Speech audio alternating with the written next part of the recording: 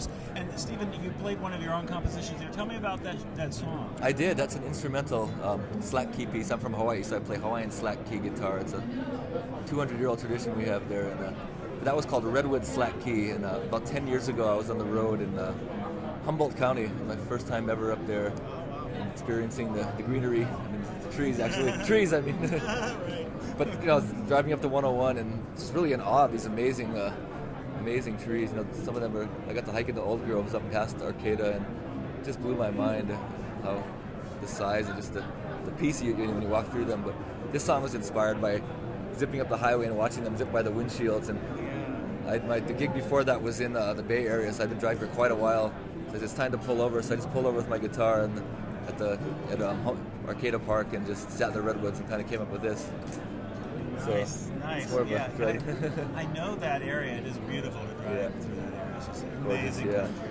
And it must be doubly amazing coming from Hawaii, where you have lots of amazing scenery. There are natural beauty abounds there too, but it's so different. That's what I love about traveling different places, and the beauty there is just as intense in a very different way. But it's a different. Yeah.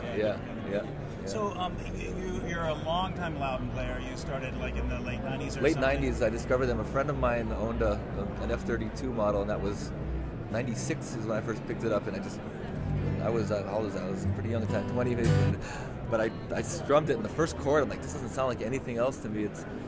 And people who love Lowdens or play them, one of the common things they say is that they really have their own. George Lowden's really crafted his own sound.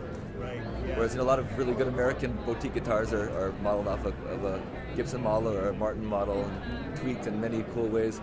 The Lowden's just kind of really its own thing, and I just fell in love with that sound right away. So I bought the guitar from a couple of years later when I decided to sell it, and from there I just kept getting Loudens. I've got 3 now. I'm blessed to have 3 over that 18-year span. I'd keep getting them if I could, but they're amazing instruments. Yeah. So what does Lowden have coming up this year? This year there's a couple of last year they debuted a brand new model which is kind of taken off. They're kind of back ordered because they're so popular. It's called the Wee Lowden, and it's a small scale, but the punch and the power of that thing is amazing. It's still got that grand piano quality on the bass and all that, but they're a real cute size. I was talking to Ed Sheeran recently, and he said that he had been gifted a Wee Lowden, and you know, he loves those little guitars. Just fell in love with it, yeah. But they are amazing, and that was the new model last year. And last year was also the 40th anniversary, so we celebrated that. And a relatively new addition to what I play is a fan fret. And George has been doing that since I think 2012. So that's been a new addition to the line. And I love the fan for the style that I play. It really, when the strings are slacked down low, it really lends itself to you get the increased tension on the bass, so it holds, with lighter strings, it holds that bass real low, and you get the nice punchy trebles. And they're a little thicker than your standard fretted. And ergonomically too, it really just goes up the neck the way your hand does, and after a couple of days of wood shedding, it just feels natural, and then you can go back and forth.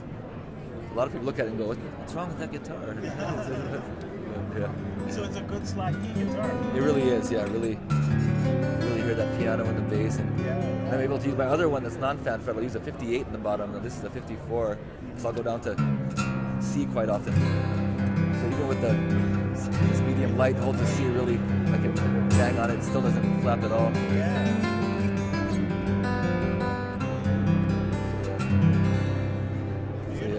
Really.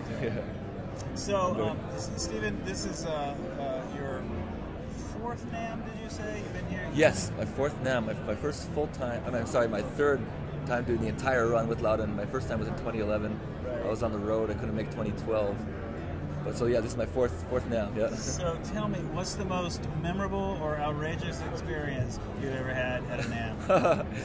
They kind of all roll into one.